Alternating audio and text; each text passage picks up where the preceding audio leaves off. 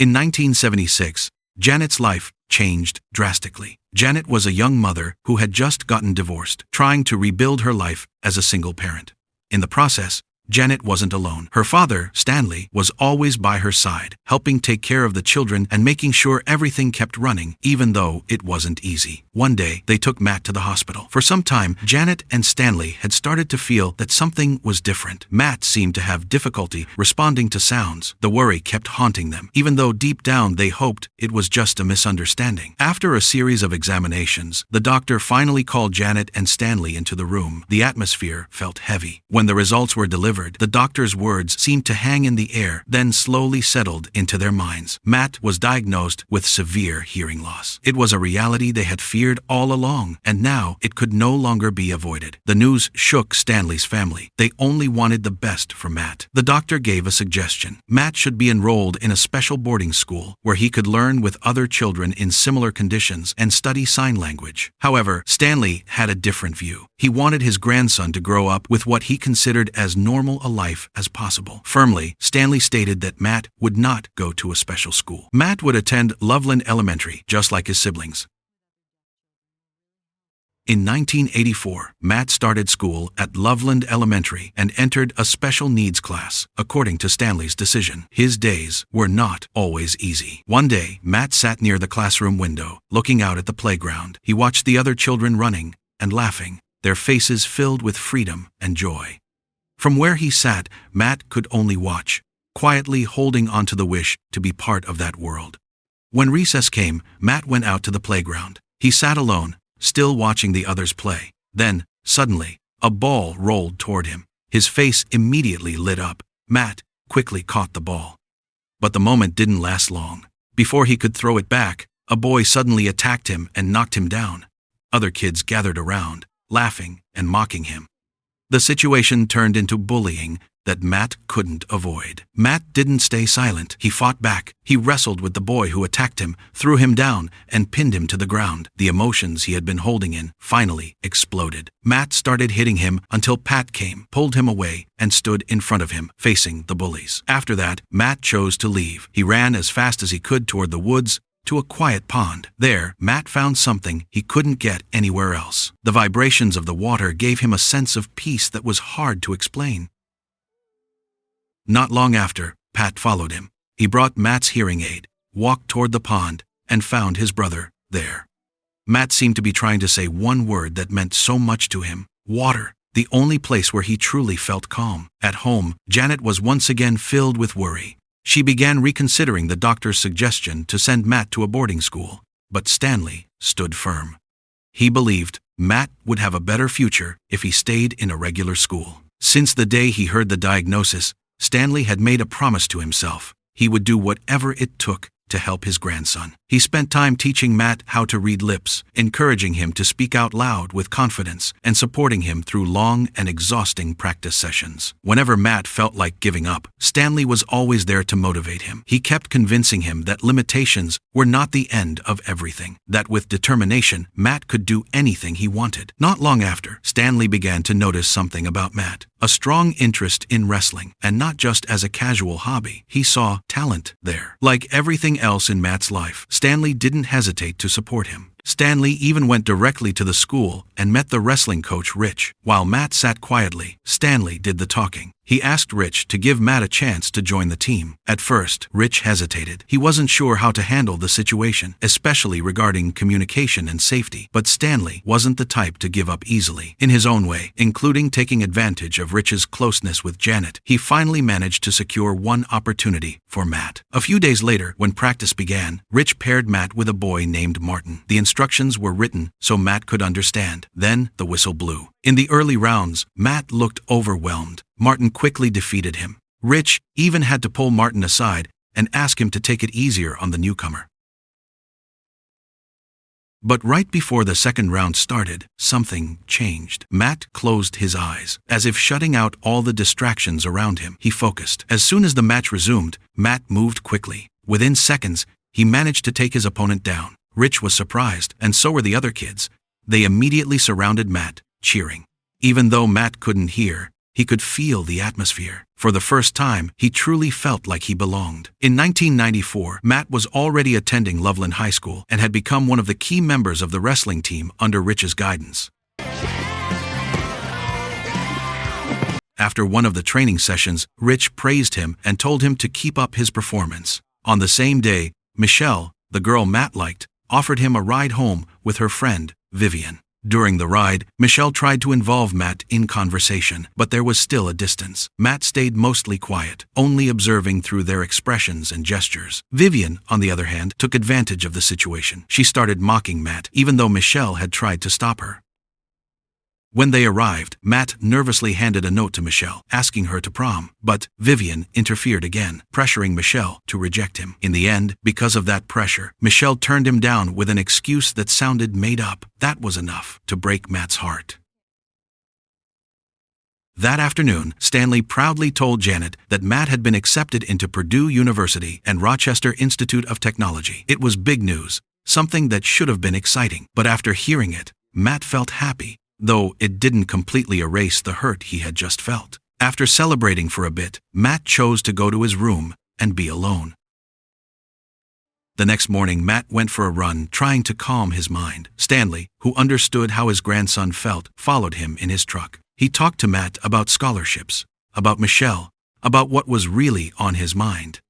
Stanley said something simple, but it hit, that there are things in life that only happen once, and that makes them important. That was enough. Matt finally gathered his courage. He ran to Michelle's house, climbed up to her window, and asked her again. This time was different. Michelle saw his effort, and even though there was still pressure from others, she accepted the invitation. Prom day finally came. With Pat's help, Matt got ready and picked up Michelle using Stanley's convertible. At first, everything went well. They greeted each other, and the atmosphere felt warm. But on the way, small things started to change. Michelle seemed bothered, especially because the wind messed up her hair. Matt didn't notice the shift in the mood. Matt even asked Michelle to stop for tacos before going to the event. They pulled over at a local spot. While Matt was ordering, a driver behind them started getting impatient, honking repeatedly. Matt couldn't hear it, but he saw Michelle's reaction. He knew something was wrong, and the situation made him feel pressured. In the end, Matt approached the driver and confronted him aggressively until the guy stopped. But instead of calming things down, it only made Michelle feel more uncomfortable and embarrassed. When they arrived at the dance, Michelle just said she needed to go to the bathroom, leaving Matt with a feeling that things were getting more distant. A while later, while Matt was still waiting for her, Vivian came up to him. In a cold tone, she said that Michelle wasn't feeling well and had already been picked up by her mom. That sentence hit Matt hard. Matt couldn't handle the feeling. He went to his escape place, letting the vibrations of the water calm him down. In 1995, Matt started college at Purdue University. He tried to adapt to the new environment, but everything felt harder than he had imagined. In class, a professor asked him to sit in the front so he could be closer to the sign language interpreter. Your interpreter's... Excuse me? Even after following the instructions, Matt still struggled. He didn't fully understand sign language, so he relied more on his lip-reading skills. The problem was, every time the lecturer turned away, Matt lost the context. The lessons felt heavy and disconnected. The pressure started to build. His focus was affected, and it impacted his wrestling practice. Matt started losing more often, something that rarely happened before. But he wasn't the type to give up easily. He kept trying, pushing to catch up, even though the results weren't showing yet. Time passed, but things didn't change much. The lessons were still hard to understand, and his performance on the team kept declining, until finally, after a few months, the coach called him in. Matt promised he would fix everything, work harder, and improve his grades, but in reality, it wasn't enough. His time at Purdue had to end sooner than he expected. He went home with a heavy feeling, carrying a sense of failure that was hard to accept, as if his dream of becoming a national champion had fallen apart too. A year later, Matt worked as a mechanic at Stanley's workshop. One day, an old high school friend, Dale, came in to fix his car. That meeting turned into something Matt never expected. Dale casually introduced Michelle, who was now his wife and pregnant. Matt could only congratulate them, even though his voice sounded flat. After everything was done, Michelle stayed for a bit to talk to him. From the outside, the conversation looked normal, but inside, everything felt heavy. Old memories came back, from prom night to his failure in college, all hitting him at once. I should get going. As Matt tried to hold himself together, his coworkers at the workshop started teasing him like usual, but this time was different. His emotions were already at the limit. Matt lost control, took it out on them by hitting them, then immediately left. He ran aimlessly, trying to fight his own noisy thoughts, until Stanley caught up with him in his truck, stopped him on the road, and indirectly stopped the chaos in his head. Without much small talk, Stanley got straight to the point. He said that after a long discussion with Janet, they decided to refinance the house to send Matt to Rochester Institute of Technology, RIT. No matter who you are, and a national championship. To make sure Matt really understood what he meant, Stanley did something unusual. He took Matt to the school, put on wrestling gear, and challenged him. At first, Matt didn't take it seriously. He tried to laugh it off, but Stanley moved quickly, took him down, and pinned him to the floor. In that moment, Stanley reminded him that there was still a lot he hadn't learned. In that moment, as Matt lay there defeated, his eyes fixed on the row of achievements displayed on the wall. For the first time in a long while, a feeling came back. A small hope that maybe everything wasn't truly over, and he still had a chance to fight for his dream. 1996 became a new turning point for Matt. He joined the National Technical Institute for the Deaf, part of RIT. On his first day, something immediately felt different. All this time, in his small town, Matt had always felt like someone who didn't really belong. But here, in an area known as the Deaf Quad, he saw many other students with hearing impairments gathering, communicating fluently through sign language, laughing, and looking comfortable being themselves. The sight was enough to leave him speechless. After that, Matt went to the dorm and met his roommate, Jay. Jay was also a wrestler, and they clicked right away. Jay had a girlfriend named Kelly, and it didn't take long for the three of them to become close. The following days were filled with a pretty busy routine. Matt focused on training, studying, and adjusting to his new environment. He did all of it while preparing for the wrestling team tryouts. One afternoon, Jay told Matt about the opponent he would likely face. In his weight class, Matt would most likely go against the team captain, RIIT, whose reputation was already well known. RIIT had only ever lost twice, both times to the national champion Jason Sloan. Amid all that, Matt noticed someone on campus, a student named Christy, who was active in political science and also vocal about advocating education for the deaf. Matt was immediately interested, but he chose to hold back and stay focused on making the team. A few days later, the tryouts began. Coach Ron Gross, along with his assistant Coach Cantrell, explained the rules. It was a knockout system. Lose once and you're out. When the whistle blew, the atmosphere turned tense. Matt, as usual, took a moment for himself. He closed his eyes, calmed his mind, and focused. In another match, Jay won and secured his spot on the team. He then encouraged Matt, who was about to face RIIT. At the start of the match, RIIT's experience was obvious. He controlled the match and made Matt struggle. But in the third round, Matt did the same thing he always did. He calmed himself, focused, then moved quickly. The result was surprising. Matt managed to defeat the team captain and secure his place on the wrestling team. A few days later, they went to a party. Jay saw Christy arrive and immediately introduced Matt to her. Christy said she came to the party to encourage students to support a Senate hearing about a bill on education for the deaf. She also mentioned that many people on campus had been talking about Matt and his wrestling ability. As they talked, Matt was still trying hard to follow Christy's sign language. It wasn't easy, but he kept trying. Not long after, another student approached Matt and praised his wrestling performance. Small things like that started to matter. When Christy was about to leave, Matt finally gathered the courage and asked her out. The following days were once again filled with training and studying. When competitions came, Matt did what he always did.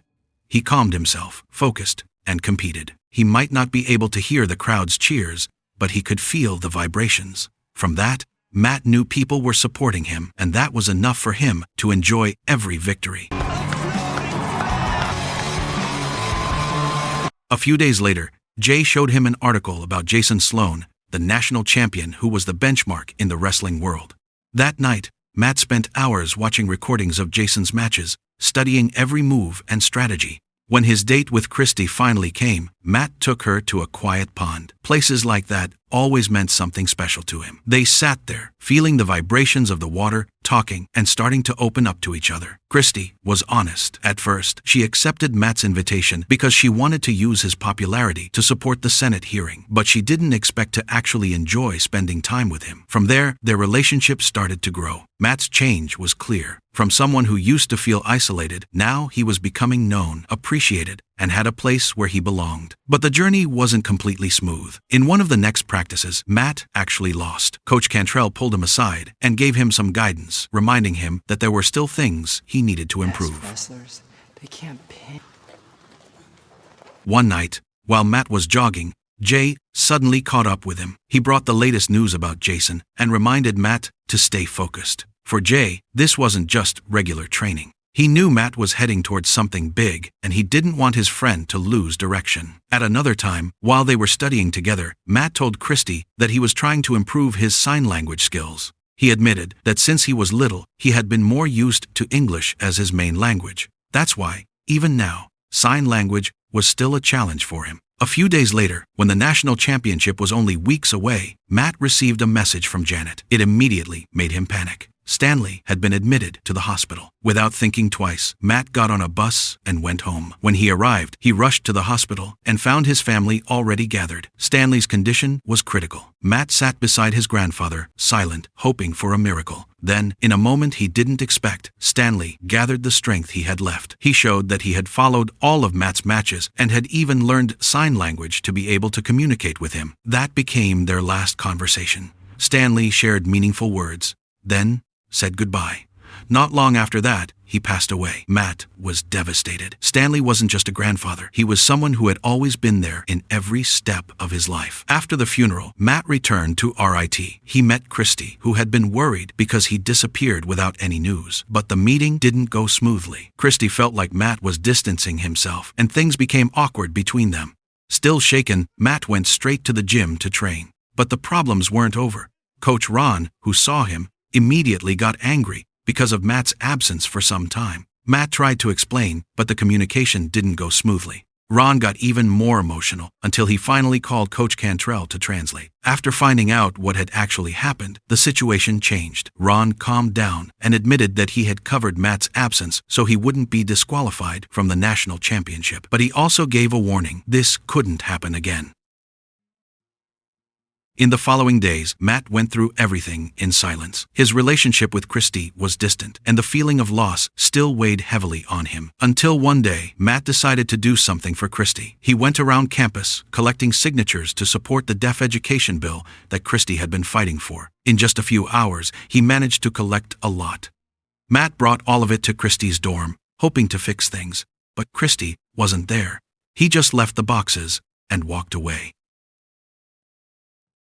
The day of the national championship finally arrived. Matt's family came, including Rich, his former coach. Seeing them made him feel a little stronger. As the competition went on, Matt did his usual routine. He sat in the corner, closed his eyes, and calmed himself. But at the same time, he kept looking for Christy in the crowd. Round after round passed. Matt kept winning. Jason also advanced without any trouble. Meanwhile, Jay was eliminated early. Finally, the finals brought Matt and Jason face to face. On the other side of campus, Christy found the boxes of petitions Matt had collected. She was touched. Without hesitation, she headed straight to the gym. Before the final match, the coach gave last instructions. For Jason, this was a chance to become a 3-time champion. Meanwhile, Matt came in as the underdog. The match started. In the early round, Matt struggled. Jason controlled the match.